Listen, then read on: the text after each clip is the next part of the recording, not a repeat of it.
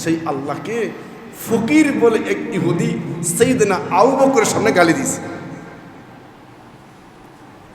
সাইয়েদনা আবু বকর রাদিয়াল্লাহু তাআলা বরদাস্ত করতে পারলেন না, আমার আল্লাহরে ফকির বললাম। উনি বরদাস্ত করতে না পেরে নিয়ন্ত্রণ নিজের গোসাকে, যে আমার আল্লাহকে এত বড় গালি, উনি সাচ্চা মুমিন ছিলেন, উনি মালিকের ব্যাপারে এটা বেঈমানের এই মন্তব্য বরদাস্ত করতে না পেরে উনি জোরে একটা ইহুদির গালে থাপ্পড় লাগাইয়া দিলেন, আঘাত করে বসছে। অথচ সাইয়েদনা আবু বকর রাদিয়াল্লাহু তাআলা, যার তার গায়ে হাত তোলা মানুষ না, উনি মায়ের খাওয়ার মানুষ, উনি সহজে কারো গায়ে হাত তোলেন না। কোনো অপরাধ দেখলো সবর করেন, কিন্তু আঘাত, ডাইরেক্ট আঘাত, এই স্বভাব সাইয়েদনা আবু বকরের ছিল না। উনি নরম। এই মামলা আল্লাহ নবীর দরবারে আসছে, ইয়া রাসূলুল্লাহ, আপনার সাথে আবু বকর আমাকে আঘাত করছে, বিচার দিছে ইহুদিরা। আল্লাহ রসুল বলেন, না, আবু বকর তো কারো গালে আঘাত করতে পারে না, আপনি মনে হয় ভুল বলতেছেন, নাম বা লোক চিনতে পারেন নাই। আঘাতের কাজ হলে উমর করবে, আবু বকর তো করার মানুষ না। বলে, না, উমর না, আবু বকরই করছে। তুই আল্লাহ রসুল বলেন, আমার আবু বকর তো এমনি এমনি মারতে পারে না, কি মাইরেই বসে। তখন ইহুদি বলে, না, আমাকে এমনিই মারছে। কত বড় মিথ্যু! যদি ঈমান নাই, তারা মিথ্যা কি সত্য কি বলতে কোনো বাধা নাই। দেখবেন আমাদের সমাজও যাদের ভিত্তি গলত, যেই দলের ভিত্তি গলত, কার্যক্রম গলত, তার কথাকে বাস্তবায়ন বা সঠিক রাখার জন্য ইসলামের হুকুম অস্বীকার করতে পর্যন্ত দ্বিধা করে না, তাহলে সে ভুল। ইহুদি বলে, আমাকে আবু বকর এমনি আঘাত করে বসছে। আল্লাহ রাসূল আবু বকরকে ডাকলেন, তুমি আঘাত করছো? বলে, আঘাত করছি। কেন? সে আমার আল্লাহকে ফকির বলে গালি দিছে। ইহুদির বাচ্চা বলে, না, আমি এই কথাকে বলি নাই, আমি ফকির বলি নাই। সাক্ষী ইহুদি, ওই পণ্ডিত তার পাশে দুই ইহুদিকে সাক্ষী পেশ করছে, হ্যাঁ, আপনার আবু বকর অনর্থক গুসা করে, জিদ করে ইসলাম গ্রহণ করে নাই বলে তার গায়ে আঘাত করে বসছে। উনি আমাদের নেতা, উনি, আমরা ছিলাম সামনে, উনি ফকির বলে নাই আল্লাহকে। সাক্ষীও রেডি। দেখবেন যারা বাস্তবে ভণ্ড, বাস্তবে আল্লাহ রসুল মানে না, দিন শরীয়ত মানে না, তাদের পক্ষে সাক্ষী জোগাড় করতে সময় লাগে না, তাতে আল্লাহর ভয় নেই। ইহুদির পক্ষে সাক্ষীও রেডি। আল্লাহ রসুল বলে, আবু বকর, আপনি সাক্ষী? বলে, আমার লোক তো কেউই সেখানে ছিল না, আমি তো একা ছিলাম। সামাজিক বিচার এমন হয় সাক্ষীর ভিত্তিতে। সাক্ষী না থাকলে কসম। সাইয়েদনা আবু বকর কসম খেয়ে বললেন, আমি তাকে এমনি মারি নাই, সে আমার আল্লাহকে ফকির বলে গালি দিছে। আর মুনাফিক ওই ইহুদি সাক্ষী পেশ করলেন, কসম পর্যন্ত পেশ করে ফেললেন যে আমি এ কথা বলি নাই, সে আমাকে অনর্থক আঘাত করছে। আল্লাহ রসুল বিচার ফায়সালা করতেছেন, ঠিক আছে, যেহেতু আমার আবু বকর সাক্ষী আনতে পারে না, দুর্বল, আপনি সাক্ষী পেশ করে ফেলছেন, ঠিক আছে, আপনি আমার আবু বকরের গালে আপনাকে যেমনি থাপ্পড় মারছে, আপনি ওভাবে থাপ্পড় মারবেন। বিচার ফায়সালা করে দিলেন, থাপ্পড় মারবে। এমন সময় আল্লাহর পক্ষ থেকে জিবরিল আমিন আয়াত নিয়ে আসলেন। সুবহানাল্লাহ বলবেন না? আচ্ছা, আল্লাহ যে ফকির বলছে, দুনিয়ার কেউ আবু বকরের পক্ষে না শুনলো, শুনছে কে? আল্লাহ। দেখেন আল্লাহ কি করে শোনেন, আমরা আশ্চর্য হয়ে যাবেন। মালিকের সাথে তাদের কি গভীর সম্পর্ক। আল্লাহ তাআলা বলেন, লাকাদ সামিআল্লাহু কাওলাল্লাযীনা ক্বালু ইন্নাল্লাহা ফাকীরুন ওয়া নাহনু আগনিয়া। আল্লাহ পাক রব্বুল ইজ্জত বলেন, লাকাদ সামিআল্লাহু কাওলাল্লাযীনা ক্বালু ইন্নাল্লাহা ফাকীর ওয়া নাহনু আগনিয়া। আল্লাহ পাক বলতে লাগলেন, যেই লোকেরা বলতেছে আমার আবু বকর তাকে অনর্থক আঘাত করেছে, সে আমাকে ফকির বলে নাই। আল্লাহ তাআলা বলেন, ও পয়গম্বর, আমার আবু বকরের সাক্ষী নাই, এই জন্য আপনি মামলার রায় দিয়ে দিলেন। শুনুন আল্লাহর পয়গম্বর, আল্লাহ তাআলা বলেন, লাকাদ সামিআল্লাহ, আমি আল্লাহ শ্রবণ করেছি, আমি আল্লাহ শুনছি। কেউই শুনে নাই বলছে, আমি আল্লাহ শুনছি।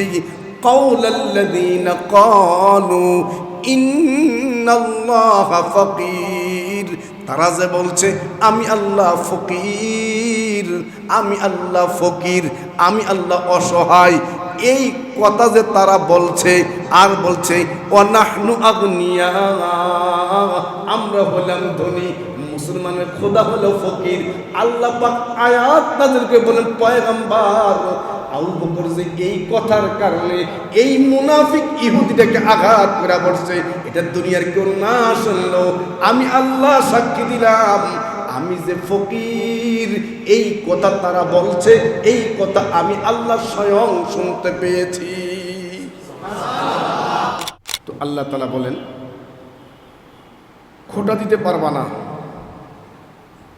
যদি খোটা দাও তোমার সমস্ত আমল বরবাদ হয়ে যাবে, কোন নেকি পাইবা না। এরপরে আল্লাহ তাআলা বলেন, যদি তুমি দান খয়রাত করো, দান দক্ষিণা করো, মসজিদ মাদ্রাসা করো, অসহায়ের পাশে দাঁড়াও, তো আমি আল্লাহ তোমাকে ওয়াদা দিচ্ছি, লা খাউফুন আলাইহিম ওয়ালা হুম ইয়াহজানুন। বান্দা, আমি তোমাকে ওয়াদা দিলাম, তোমার কোনো ভয় নাই, এমনকি তোমার কোনো চিন্তা টেনশন পর্যন্ত নাই। আমাকে আপনাকে নির্ভয়, আমাকে আপনাকে পেরেশান মুক্ত জীবন। আল্লাহ দুনিয়া তো ভয় রাখবেন না, কবরের জগতে টেনশন রাখবেন না। এত বড় নিয়ামত আল্লাহ আমাকে আপনাকে দান করবেন যদি আমি আপনি দান করি, খোটা না দেই, কষ্ট না দেই। দেখবেন যারা মাঝে মধ্যে দান দক্ষিণা চায়, ওরা এক কথা বারবার বলে। আল্লাহ কোরআনে বলতেছে, শুনবেন আপনারা, এরা বারবার বলে, বারবার চায়, বিরক্ত করে। তাদের এই চাওয়ার সময় আমি আপনি যেন বিরক্ত না হই, এটাও আল্লাহ নিষেধ করেছে, যে বিরক্ত হয়ে না। আল্লাহ বলেন কি, কওলুম মা'রুফ ওয়া মাগফিরাতুন খায়রুম মিন সাদাকাতিন ইয়াতবাউহা আযা। আল্লাহ তাআলা বলেন, যখন দেখবা কেউ তোমাকে বারবার বিরক্ত করে, বারবার এক কথা বারবার তোমার কানের সামনে বারবার বলে, আল্লাহ তাআলা বলেন কওলুম মা'রুফ, তাকে ভালো কথা বলবা, বিরক্তের ছাপ প্রকাশ করবা না, তাকে ধমক দিবা না, তুমি তাকে ভালো কথা বলো, দয়ার কথা বলো, জ্ঞানের কথা বলো, নীরব নিস্তব্ধ থাকো, আর বলো ও মাগফিরা, ভাই মাফ করে দেন, এতটুকু তাকে বলো। তুমি ঝাড়িয়ে দিও না, বিরক্তির ছাপ দেখায়ও না, কপালটা গোছায়ও না, তোমার চেহারা ঘুরাইয়া নিও না। কওলুম মা'রুফ, ভালো কথা বলো, ভাই মাফ করো, এ কথাটা বলো। আল্লাহ তাআলা বলেন খায়রুম মিন সাদাকাতিন ইয়াতবাউহা আযা, দান কইরা এই লোকটাকে 1 টাকা দিয়া, 10 টাকা দিয়া, 5 টাকা দিয়ে, একটা কাপড় দিয়া বা কিছু টাকা দিয়া তুমি খোটা দেওয়ার চাইতে, দান দক্ষিণা করে খোটা দেওয়ার চাইতে, দান দক্ষিণা করে তাকে কষ্ট দেওয়ার চাইতে এই কথা বলা ভালো, ভাই আমাকে মাফ করে দেন। এরপর খোটা দেওয়া যাবে না। এই কথাগুলো একাধিকবার আয়াতে বারবার আসতেছে। আমার রুকু শেষ, তাই আমি পিছনের কথাগুলো আবার টানতেছি, আপনার কথাগুলো ভুলে না যান। এই যে লোকটা বিরক্ত করলো, আমি তাকে দিলাম না বা একটা ভালো কথা বলে বিদায় করে দিলাম। আমি আপনি ভাবতে পারি যে দিনের জন্য বারবার হুজুররা চায়, আলেম ওলামারা চায়, দিনের স্বার্থে চায়, এটা মনে হয় আল্লাহর বেশি দরকার। না হয় এতবার চাইবে কেন? মসজিদে দাও, মাদ্রাসায় দাও, জাকাত দাও, ফেতরা দাও, কাফারা দাও, গরিবকে খাওয়াও, গরিবকে চিকিৎসা করাও, রাস্তাঘাট জনস্বার্থে রাস্তাঘাট করে দাও, পানির ব্যবস্থা করে দাও। এই যে সমস্ত নেকির কাজ, এগুলো যে আমরা বারবার চাচ্ছি, এটা করেন, এটা করেন, এটা দেন, এটা দেন, আমি আপনি ভাবতে পারি আল্লাহর মনে অনেক দরকার। না হয় আমার কাছে তো চায় কেন? এই প্রশ্ন যখন আমার আপনার মনের মধ্যে মুনাফিক মার্কা তৈরি না হয়, এটা মুনাফিকদের কথা, যে আল্লাহ আমার কাছে বারবার চাচ্ছে কেন? মসজিদে ফান্ডে দাও, জাকাতের ক্ষেত্রে দাও, নফল দান দক্ষিণায় দাও, আত্মীয় স্বজনকে দাও, এই নেকি, এই নেকি, এই সব, এই সব।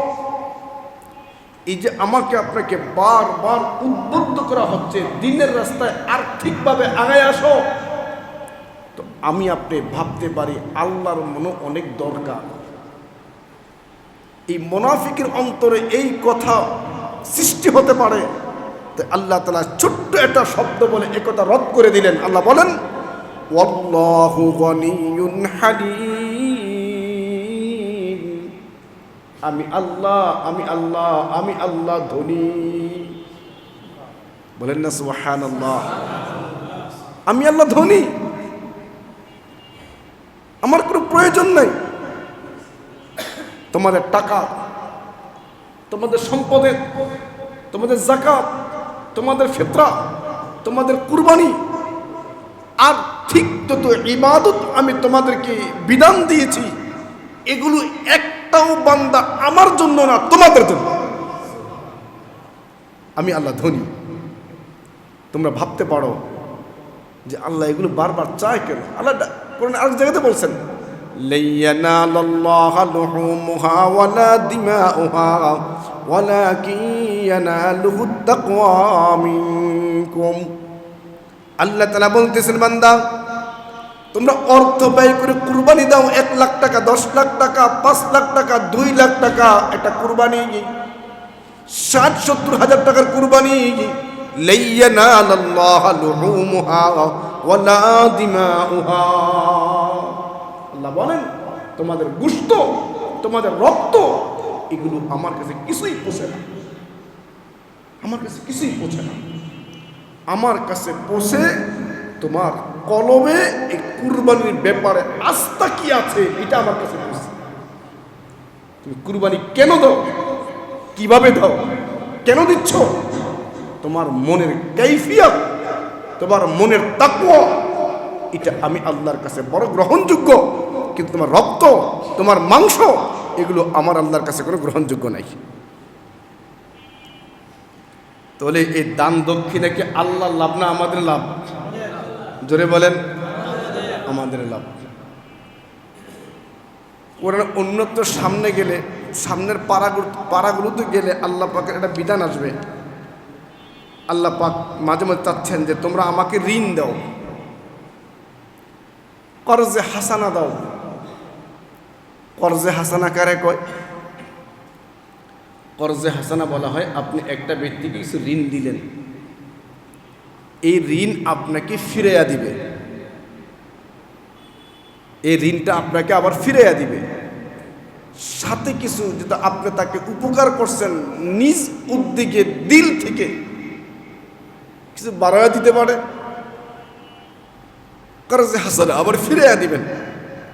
তো আল্লাহ পাক বলেন তোমরা আমাকে কর্জে হাসানা দাও, মানে কি আল্লাহকে ঋণ দাও, আল্লাহ ঋণ আবার ফিরাইয়া দিবে, এই ঋণটা আল্লাহ ফিরাইয়া দিবে। আল্লাহ পাক কর্জে হাসানা চাচ্ছেন যুদ্ধের ময়দানে, তোমরা করজ দাও আমারে। তো করজ কে চায় ভাই? ঋণ চায় কে? যার বাস্তবে প্রয়োজন, যিনি অভাবী তিনি ঋণ চান। তো আল্লাহ পাক ঋণ চাচ্ছেন।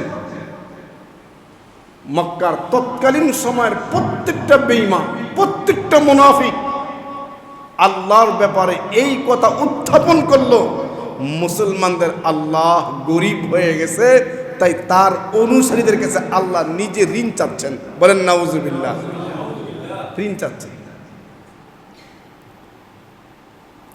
একদিন আবু বকর রাদিয়াল্লাহু তাআলা আনহু উনি এক ধর্মশালা, ইহুদিদের একটি পাঠশালা যেখানে তাদের ধর্মের চর্চা হয়, এমন একটি প্রতিষ্ঠান বা একটি জায়গার পাশ দিয়ে যাচ্ছেন। এমন সময় ভিতরে দেখেন একজন ধর্মযাজক, উনি তাদের ধর্মের চর্চা করছেন। সাইয়েদনা আবু বকর রাদিয়াল্লাহু তাআলা আনহু তাকে দেখে ভিতরে প্রবেশ করলেন। এজন্য প্রবেশ করেছেন তাকে কিছু কথাবার্তা বলবেন, দ্বীনের দাওয়াত দিবেন। যদি এই ইহুদিদের পাঠশালা যা তাদের ধর্মের চর্চা হয়, সেই পাঠশালার গুরু যিনি হন উনি ইসলাম পায়া গেলে ওনার কাছে যারা আসে অনায়াসে তারাও ইসলাম পায়া যাবে। এই জন্য গেছেন সেখানে, দিনের দাওয়াত দিলেন, কথাবার্তা বললেন। কথাবার্তা বলতে বলতে এক পর্যায়ে ওই ইহুদি সাইয়েদনা আবু বকর রাদিয়াল্লাহু তাআলাকে বলে ফেললেন, আবু বকর তুমি যে ধর্মের দাওয়াত দিচ্ছ, যে আল্লাহর পবিত্রতা বয়ান করছো, তোমাদের ধর্ম কি গ্রহণ করব? তোমার আল্লাহ তো একেবারে ফকির। আল্লাহ কি বললেন? কথা বলেন না, আল্লাহ কি বলছে? ফকির। আল্লাহরে ফকির বলছে, এটা আমার আপনার কাছে খুব ইজি মনে হয়েছে। আল্লাহকে ফকির বলছে, এই জন্য কি আমার আপনার কাছে একটা পশম লড়ে নেই যে কত বড় সাহস আমার আল্লাহরে ফকির কয়। আমি যদি আপনার করে ফকির কই আমার চাকরি শেষ। হ্যাঁ, যে আপনার ফকির নি, হ্যাঁ আপনার বরদাস্ত করতে পারবেন না। যদি কোনো আলোচক তার সামনের শ্রোতাকে ফকিরনি বলে গালি দেয়, অত বাস্তব আমরা ফকির, এটা কি একটু ভাষার মারপেট, শব্দ দেখতে অসুন্দর দেখা যায়। আমার আপনার ভিতরে একটা গায়ে জ্বলন ধরে, হুজুরের কত বড় সাহস আমাদের ফকিরনি বলে। আমাকে আপনাকে ফকিরনি বললে, ফকির বললে গায়ে জ্বালা ধরে। আমাকে আপনাকে কুল কায়না যিনি বানায় রাখছেন, শুধু আমাকে নয়, এই পৃথিবীতে আল্লাহ পাকের অসংখ্য মাখলুক পাখি আছে, অসংখ্য মাখলুক হাইওয়ান জানোয়ার আছে, যাদের কোনো ডিউটি নাই, কোনো চাকরি নাই, কোনো ইনকাম নাই, কোনো ফ্যাক্টরি নাই, কিচ্ছু নাই। এরপর আল্লাহ তাআলা এদেরকে সকালবেলা তাদের গন্তব্যস্থল থেকে খালি পেটে বের করেন, আবার সন্ধ্যাবেলা ভরা পেটে তার গন্তব্যে পৌঁছায়া দেন। বুঝেন না মনে হয় এটা ফকির? হ্যাঁ বলেন, আমাকে এই কামরাঙ্গের কুকুরগুলো কোন ফ্যাক্টরিতে কাজ করে? না করে মিয়া, বুঝে শুনে কোয়েন কোথায় কাজ করে?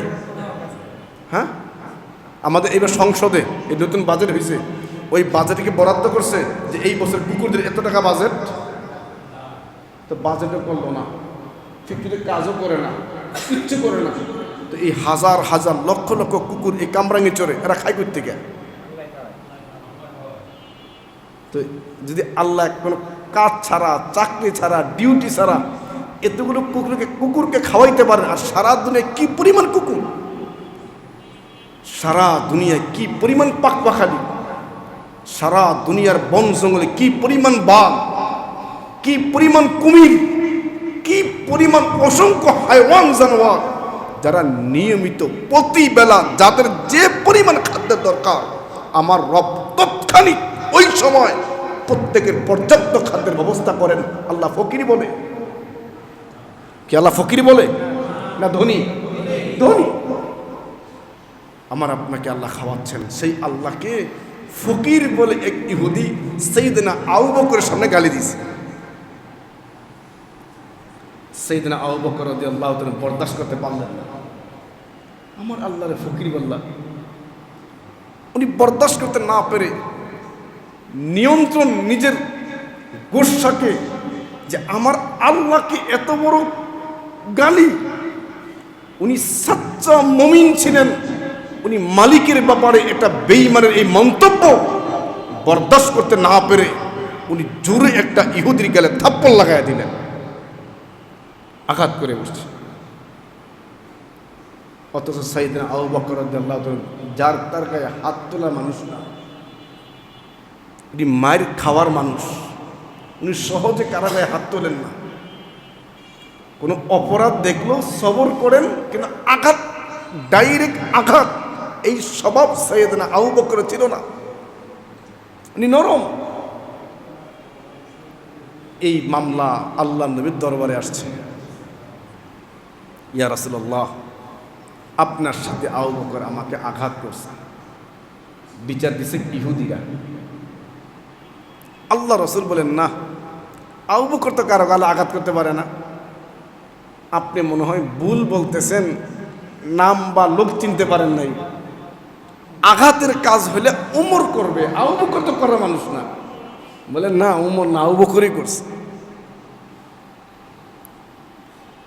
তুই আল্লাহ রসুল বলেন, আমার আবু বকর তো এমনি এমনি মারতে পারে না, কি মাইরেই বসে। তখন ইহুদি বলে, না, আমাকে এমনিই মারছে। কত বড় মিথ্যু! যদি ঈমান নাই, তারা মিথ্যা কি সত্য কি বলতে কোনো বাধা নাই। দেখবেন আমাদের সমাজও যাদের ভিত্তি গলত, যেই দলের ভিত্তি গলত, কার্যক্রম গলত, তার কথাকে বাস্তবায়ন বা সঠিক রাখার জন্য ইসলামের হুকুম অস্বীকার করতে পর্যন্ত দ্বিধা করে না। তাহলে সে ভুল। ইহুদি বলে, আমাকে আবু বকর এমনি আঘাত করে বসছে। আল্লাহ রাসূল আবু বকরকে ডাকলেন, তুমি আঘাত করছো? বলে, আঘাত করছি। কেন? সে আমার আল্লাহকে ফকির বলে গালি দিছে। ইহুদির বাচ্চা বলে, না, আমি এই কথাকে বলি নাই, আমি ফকির বলি নাই। সাক্ষী ইহুদি, ওই পণ্ডিত তার পাশে দুই ইহুদিকে সাক্ষী পেশ করছে। হ্যাঁ, আপনার আবু বকর অনর্থক গুসা করে, জিদ করে ইসলাম গ্রহণ করে নাই বলে তার গায়ে আঘাত করে বসছে। উনি আমাদের নেতা, উনি আমরা ছিলাম সামনে, উনি ফকির বলে নাই আল্লাহকে। সাক্ষীও রেডি। দেখবেন যারা বাস্তবে ভণ্ড, বাস্তবে আল্লাহ রসুল মানে না, দিন শরীয়ত মানে না, তাদের পক্ষে সাক্ষী জোগাড় করতে সময় লাগে না। তাতে আল্লাহর ভয় নেই। ইহুদির পক্ষে সাক্ষীও রেডি। আল্লাহ রসুল বলে, আবু বকর আপনি সাক্ষী? বলে, আমার লোক তো কেউই সেখানে ছিল না, আমি তো একা ছিলাম। সামাজিক বিচার এমন হয় সাক্ষীর ভিত্তিতে। সাক্ষী না থাকলে কসম। সাইয়েদনা আবু বকর কসম খেয়ে বললেন, আমি তাকে এমনি মারি নাই, সে আমার আল্লাহকে ফকির বলে গালি দিছে। আর মুনাফিক ওই ইহুদি সাক্ষী পেশ করলেন, কসম পর্যন্ত পেশ করে ফেললেন যে আমি এ কথা বলি নাই, সে আমাকে অনর্থক আঘাত করছে। আল্লাহ রসুল বিচার ফায়সালা করতেছেন, ঠিক আছে, যেহেতু আমার আবু বকর সাক্ষী আনতে পারে না, দুর্বল, আপনি সাক্ষী পেশ করে ফেলছেন, ঠিক আছে, আপনি আমার আবু বকরের গালে আপনাকে যেমনি থাপ্পড় মারছে আপনি ওভাবে থাপ্পড় মারবেন। বিচার ফয়সালা করে দিলেন, থাপ্পড় মারবে। এমন সময় আল্লাহর পক্ষ থেকে জিবরিল আমিন আয়াত নিয়ে আসলেন। সুবহানাল্লাহ বলবেন না? আচ্ছা, আল্লাহ যে ফকির বলছে, দুনিয়ার কেউ আবু বকরের পক্ষে না শুনলো, শুনছে কে? আল্লাহ। দেখেন আল্লাহ কি করে শোনেন, আমরা আশ্চর্য হয়ে যাবেন মালিকের সাথে তাদের কি গভীর সম্পর্ক। আল্লাহ তাআলা বলেন, লাকাদ সামিআ আল্লাহু কাওলাল্লাযীনা ক্বালু ইন্নাল্লাহা ফাকীরুন ওয়া নাহনু আগনিয়া। আল্লাহ পাক রব্বুল ইজ্জত বলেন, লাকাদ সামিআ আল্লাহু কাওলাল্লাযীনা ক্বালু ইন্নাল্লাহা ফাকীর ওয়া নাহনু আগনিয়া। আল্লাহ পাক বলতে লাগলেন, যেই লোকেরা বলতেছে আমার আবু বকর তাকে অনর্থক আঘাত করেছে, সে আমাকে ফকির বলে নাই।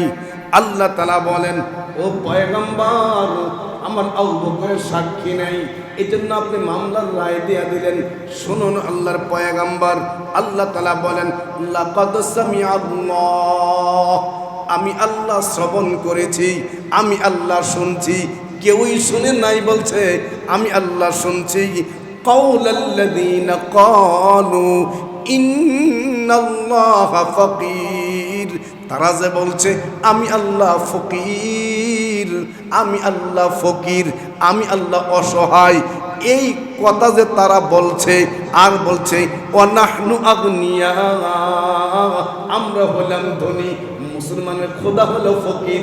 আল্লাহ পাক আয়াত নাযিল করে বলেন, পয়গম্বর, আবু বকর যে এই কথার কারণে এই মুনাফিক ইহুদিটাকে আঘাত করে পড়ছে, এটা দুনিয়ার কেউ না শুনলো, আমি আল্লাহ সাক্ষী দিলাম, আমি যে ফকির এই কথা তারা বলছে, এই কথা আমি আল্লাহ স্বয়ং শুনতে পেয়েছি। এই কথার পিছনে সাক্ষী কে দিলেন? আল্লাহ। এই হলো আবু বকর, যার আমলের সাফাই সে আল্লাহ পাক পেশ করলেন। এই জন্য আমার আপনার দান দক্ষিণা, আমার আপনার দান, আমার আপনার সব কিছু আমার আল্লাহর কোনো প্রয়োজন নাই। আমি আপনার দান দক্ষিণা করি আমার আপনার স্বার্থে, এ কথা আল্লাহ রোধ করে দিলেন। আমি আপনার দান করব, যদি এই দান করার পরে খোটা দিয়ে দেই, তো এই দানগুলো কেমনে নষ্ট হয় আল্লাহ উদাহরণ দিছেন। একটা মসৃণ পাথরে বালি পড়ে, ময়লা পড়ে, গ্লাসে ময়লা পড়ে, দূর থেকে দেখা যায় গ্লাসটা ময়লা, কিন্তু যখন মুষলধার বৃষ্টি হয় বা খুব স্রোতে পানি মারা হয়, ওই পাথরে ওই গ্লাসে আর ময়লা থাকে না। তো আল্লাহ পাক উদাহরণ দিয়ে বুঝাইছেন, বান্দা কেউ দান করবে মানি সে দানের দ্বারা তার নেকির বীজ বপন করবে। আর নেকির বীজ বপন করলো কেমন?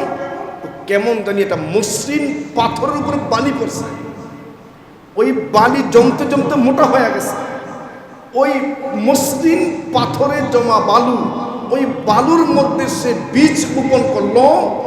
সে এই বীজ বপন করার পরে এই গাছটা বড় হবে, এই গাছটা স্থায়িত্ব হবে, কোনো গ্যারান্টি নেই। কারণ এই মুষলধার বৃষ্টি হলে, স্পিরিটে পানি নামলে এই মসৃণ পাথরের জমা বালিগুলো একটাও থাকবে না, কেটে কেটে সরে যাবে। ঠিক আল্লাহর করে বান্দা দান খয়রাত করে তার এই বীজ, নেকের বীজ বপন করার কারণে যদি খোঁটা দেয় বা কষ্ট দেয়, ওই মসৃণ পাথরে বালি যেমন টিকে না, মাটি যেমন টিকে না, মসৃণ পাথরে বালি জমলে ওই বালিতে শস্য যেমন টিকে না, গাছের চারা যেমন টিকে না, আল্লাহর রাস্তা দান খয়রাত করে খোঁটা দিলে, কষ্ট দিলে ওই নেকির গাছটাও টিকে না। তার সময়, তার কষ্ট সব বেহুদা। আল্লাহ পাক এর পরবর্তী আয়াতে এই কথা আবারও বলেন যে তোমরা যারা আমি আল্লাহর সন্তোষে দান করো, একমাত্র আমাকে রাজি খুশি করতে দান করো, তাদের দানগুলো কেমন জানো? আল্লাহ বলেন তাদের দানগুলো হলো উঁচু টিলার মধ্যে বাগান, ওই বাগানে মুষলধার বৃষ্টি বা বৃষ্টি কম হয়েছে, কিন্তু ওই বাগানের মধ্যে আমি আল্লাহ তার ফলমূলকে বাড়াইতে বাড়াইতে দ্বিগুণ ফলমূল বাড়াইয়া দেয়। আমি আপনাকে দান করি আল্লাহকে রাজি খুশি করতে, তো 1 টাকা দান করব, এটাকে আল্লাহ তাআলা বাড়াইতে বাড়াইতে দ্বিগুণ থেকে দ্বিগুণ বাড়াইয়া দেন। এই কথা বলতে গিয়ে আল্লাহ তাআলা আজকের আয়াতে বলেন আয়াওয়াদ্দু আহাদুকুম আন তাকুনা লাহু জান্নাহ। খুব মনোযোগ দেন, আমি এই কথাটা বোঝানোর জন্য পিছনে কথা চাই না আনছি। আয়াওয়াদ্দু আহাদুকুম আন তাকুনা লাহু জান্নাতুম মিন নাখিল ওয়া আ'নাবিন তাজরি মিন তাহতিহাল আনহার। আল্লাহ পাক রব্বুল ইজ্জত বলেন তোমাদের মধ্য থেকে কোনো ব্যক্তি কি চায়, আমি আপনি তো এমন চাই, আমি আপনি কি এমন আশা করি? আল্লাহ তাআলা বলেন আয়াওয়াদ্দু আহাদুকুম আন তাকুনা লাহু জান্নাহ, তোমাদের মধ্য থেকে এমন ব্যক্তি কি আশা করে আন তাকুনা লাহু জান্নাহ, তার একটা বাগান থাকবে, একটা বাগান থাকবে, বাগান। ওই বাগানটা কিসের? মিন নাখিল ওয়া আ'নাব, একটা খেজুরের বাগান, একটা আঙ্গুরের বাগান, যেই ফল মূল বেশি হয়, অনেক দামওয়ালা। খেজুর অত্যন্ত দামি একটা ফল, খেজুর অত্যন্ত দামি একটা ফল।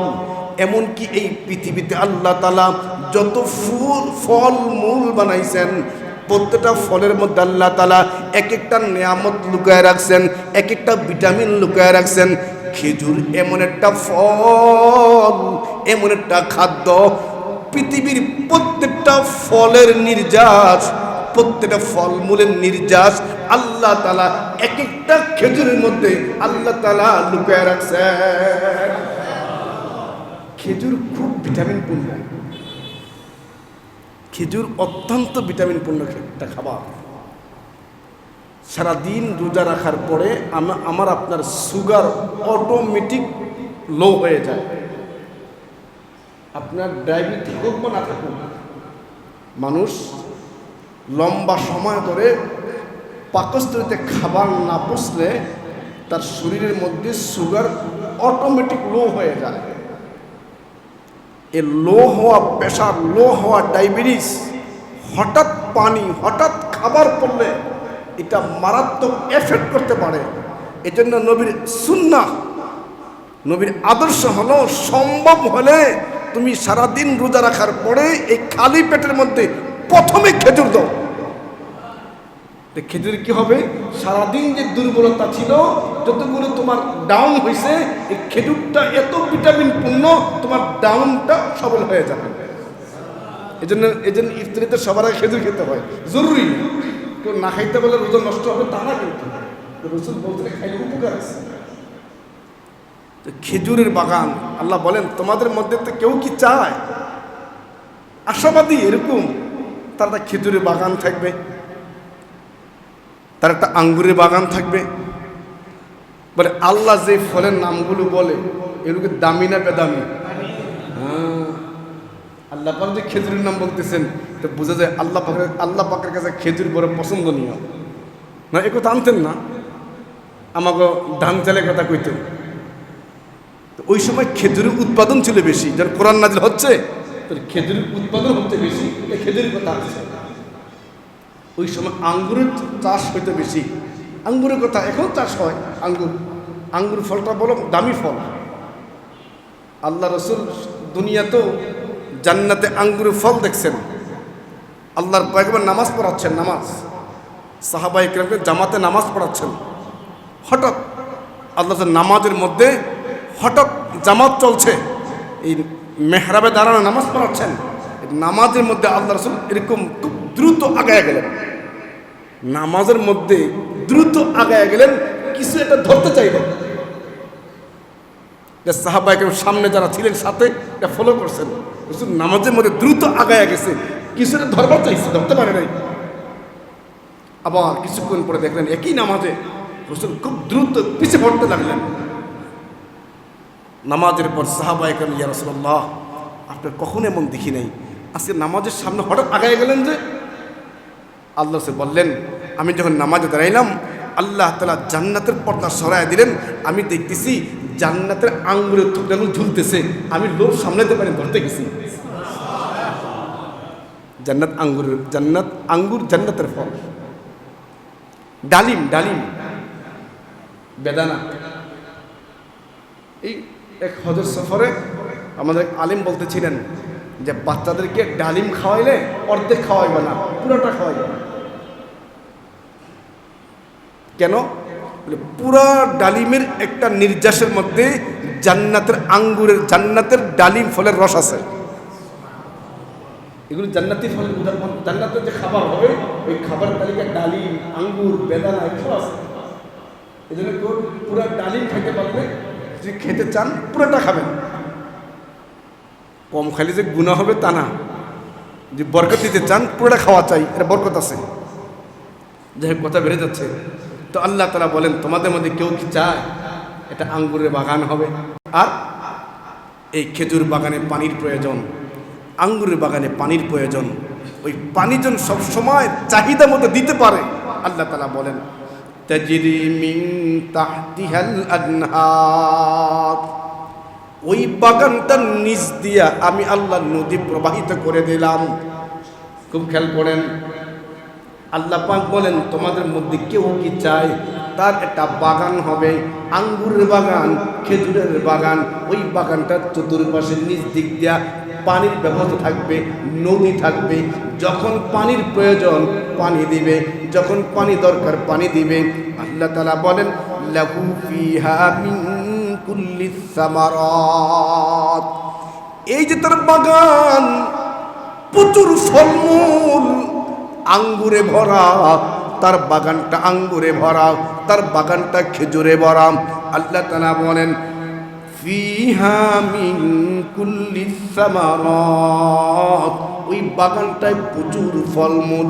আল্লাহ সামনে বলেন ওয়া আসাবাহুল কিবারু ওয়া লাহু যুররিয়াতুন দুআফা। খুব মনোযোগ দিয়ে শোনেন, আল্লাহ পাক কি উদাহরণ দিচ্ছেন। আল্লাহ তাআলা বলেন তোমাদের মধ্যে কেউ কি চায় তার একটা আঙ্গুরের বাগান হবে, তার একটা খেজুরের বাগান হবে, এমনকি প্রচুর ফলমূল হবে, কম না। আল্লাহ কুল্লিস সামারাত, অনেক ফল হবে, তার চাহিদার বেশি ফলমূল উৎপাদন হবে। আল্লাহ বলেন এমন অবস্থায় তার একটা সুন্দর আঙ্গুরের বাগান, সুন্দর খেজুরের বাগান, অনেক খেজুর হয়, অনেক আঙ্গুর হয়, কিন্তু আল্লাহ বলেন ও আসাবাহুল কিবারু, কিন্তু বাগানের মালিকটা দুর্বল হয়ে গেল, বার্ধক্য হয়ে গেল, বুড়া হয়ে গেল, এমনকি এমন বুড়া ওয়ালাহু যুররিয়াতুন দুআফা, তার সন্তানগুলো দুর্বল, সন্তানগুলো পূর্ণ বয়স্ক হয় না, এখনো সন্তানগুলো বাবার কাঁধে সাহায্য করবার পারে না, এমনকি বাবার কাঁধে এখনো সন্তানগুলোকে মানুষ বানানো, সন্তানগুলো খাবারের ব্যবস্থা করা, সব দায়িত্ব বাবার কাঁধে। বাবাটা দুর্বল হয়ে গেল, আছে দুইটা বাগান, খুব খেয়াল করেন, আছে দুইটা ফলমূলের বাগান, প্রচুর ফলমূল হয়, এই লোকটা মুরব্বী হয়ে গেল গা, বৃদ্ধ হয়ে গেল গা, ছেলেগুলো এখনো উপযুক্ত হয় নাই, বাবার কাজ বন্ধ হয়ে গেলে ছেলেগুলো হাল ধরবে, ছেলেগুলো কাজ বাজ করে বাবাকে সহযোগিতা করবে, এই ক্ষমতা বাচ্চাগুলো হয় নাই। এমন বার্ধক্য অবস্থায় ছেলেগুলো দুর্বল, উনিও বার্ধক্য হয়ে গেল। আল্লাহ তাআলা বলেন ফাআসাবাহা ইসারুন ফীহি নার ফাহতারাকাত। খুব মনোযোগ দিয়ে শুনেন, আল্লাহ তাআলা বলেন বাগানটা আঙ্গুরের বাগান, বাগানটা খেজুরের বাগান, অনেক ফুলমূল হয়, লোকটাও বৃদ্ধ হয়ে গেল, ছেলেগুলো একবারে দুর্বল। আল্লাহ বলে এমন সময় ফাআসাবাহা ইসার, এমন একটা ঘূর্ণিঝড়, এমন একটা ঘূর্ণিঝড়, এমন একটা তুফান, যেই তুফান সাধারণ তুফান না, এমন তুফান যেই তুফানে আগুন। আল্লাহ তাআলা বলেন ইয়াসারুন ফীহি নার, এমন ঘূর্ণিঝড় যেই ঘূর্ণিঝড়ের মধ্যে আগুন লাগানো আছে, ওই আগুনে ফাহতারাকাত, আঙ্গুরের বাগানটা পড়ে গেল, তার খেজুরের বাগানটা পড়ে গেল। আল্লাহ পাক কি চমৎকার উদাহরণ দিয়েছেন, লোকটা একেবারে বৃদ্ধ, চলে তার আঙ্গুরের বাগান দিয়ে জীবন চালায়, খেজুরের বাগানের ব্যবসা দিয়ে জীবন চালায়, সন্তানগুলো দুর্বল। ও ভাই, বৃদ্ধ বয়সে ব্যবসা মার খাইলে এই ব্যবসা নতুন উদ্বোধন করা যায় না। বৃদ্ধ বয়সে সন্তান স্বাবলম্বী না হইলে এই বৃদ্ধ উঠবার পারে না। আল্লাহ তাআলা বলেন দেখো মানুষটা কত বড় অসহায়, এই বাগানটা পড়ে গেল, আঙ্গুরের বাগান পড়ে গেল, খেজুরের বাগানটা পড়ে গেল, তার বাচ্চাগুলো দুর্বল, উনিও তো দুর্বল, কাজ করবে এই ক্ষমতা নাই, ছেলেগুলো হাল ধরবে এই ক্ষমতা নাই। এবার আপনার বিবেক খাটায় বলেন এই লোকটা তার জীবন চালাইতে কি পরিমাণ ব্যাগ পাবে? এখন সন্তানও মানুষ করতে পারে নাই, কাজ শিখতে পারে নাই, কাজ শিখেইতে পারে নাই, নিজে করার ক্ষমতা নাই, তার বার্ধক্যের কারণে আর্থিক সব নষ্ট হয়ে গেছে গা। এই লোকটা ওই সময় কি পরিমাণ নিরুপায়। আল্লাহ তাআলা বলেন আমার কোনো বান্দা যখন দান খয়রাত করে, সে কেমন জানি একটা খেজুরের বাগান বানায় ফেললো, একটা আঙ্গুরের বাগান বানায় ফেললো, অনেক ফলমূল। এই লোকটা মারা গেল, মানে বৃদ্ধ হয়ে গেল, অন্ধকার কবরে চলে গেল, নেকির সুযোগ নাই, বৃদ্ধ বয়সে ইনকামের সুযোগ নাই, ডিউটির সুযোগ নাই। ব্যবসায় যাবেন, আপনি বসতে পারবেন না, চলতে পারবেন না, কথা বলতে পারবেন না, আপনি বার্ধক্য এসে গেছে। আল্লাহ পাক কেমন জানি বুঝাইতে চান, বান্দা দান খয়রাত করলা, আঙ্গুর গাছ বানাইলা, দান খয়রাত করলা, খেজুরের বাগান বানাইলা, এখন খোঁটা দিলে কেমন জানি দুনিয়ার জিন্দেগি ছেড়ে অন্ধকার কবরে গেলা। এখন খেজুরের বাগান নেকি ছাড়া, আঙ্গুরের বাগান নেকি ছাড়া নতুন নেকির সুযোগ নাই, নতুন নেক আমলের সুযোগ নাই। এমনকি তোমার সন্তানরা নেক আমল কবরে পাঠাবে এমন সন্তান বানায় আসতে পারো নাই। ওরা দুর্বল, ওরা মাজুর, অল্প বয়সের। বলো এই বার্ধক্য বয়সে সন্তান দুর্বল, জঙ্গল নষ্ট হয়ে গেলে, তোমার সম্পদ নষ্ট হয়ে গেলে, তুমি যেমন নিরুপায়, হাত পাতা ছাড়া হাত পাতা পাইবা না, মানুষ তোমাকে গালি দিবে, তুচ্ছ তাচ্ছিল্য করবো। আল্লাহ তাআলা বলেন আমার রাস্তায় দান করে খোঁটা দিলে তার সব নেক আমল এরকম নষ্ট হইয়া এই বৃদ্ধার মতো নিরুপায় হয়ে যাবে। আল্লাহু আকবার, আমার রবের উদাহরণ দেখছেন। এই কথা আল্লাহ একবার বললে হইত, এই কথাগুলো আল্লাহ পাক একবার বললেই পারতেন, বারবার বলতেছে কেন? আমি আপনি ভুলে না যাই, আমি আপনি ভুলে না যাই। যদি বলি ভাই একটু কোরআনটা বাংলা অনুবাদের কোরআন পাওয়া যায়, একটু পড়েন, আপনাদের হাতে সে সময় নাই। আমি আপনি যে পরিমাণ মোবাইলের সময় অনর্থক, এসারের পরে খাবারটা খায়া শয়নের বিছানায় গিয়ে যখন পিঠটা লাগায়, সাথে মোবাইলটা নিছে, শুয়ে এই শুয়ে পড়বে বলে যখন বিছানায় মাথাটা লাগায়া মোবাইলের ফেসবুক বা টিকটকের রশিতে টান মারছে, রশি টানতেছে মাগার মাথা শেষ হয় না, কোনো ফায়দা। আপনি আমাকে একটা হিসাব দেন, আপনি একদিন ফেসবুক চালাই আপনার কি ফায়দা হয়েছে? আপনারা বলেন আমাকে, কি জ্ঞান অর্জন করতে পারছেন? টিকটক দেখে আপনার কি জ্ঞান অর্জন হয়েছে? একটু সাময়িক হাসা ছাড়া, একটু হাসি মজাক ছাড়া। এই মোবাইল, এই টিকটক, এই ফেসবুক আমার আপনার মহা মূল্যবান সম্পদ নিয়ে গেছে, আমাকে আপনি কিচ্ছু দিতে পারে না।